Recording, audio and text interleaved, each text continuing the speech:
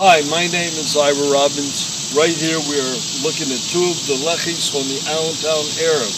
We have 72 poles. This is one of the 72 poles. The Eruv was completed in 1996. The route included most of the homes for the Orthodox Jewish families who were living in Allentown at that time. At this time, we are expanding the Eruv so that it will be double in size.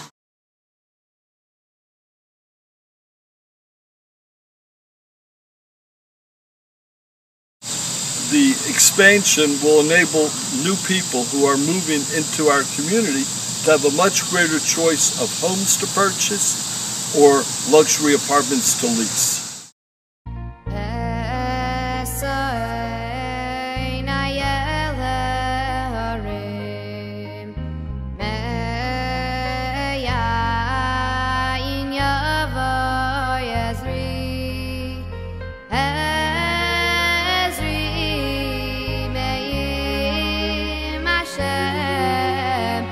He said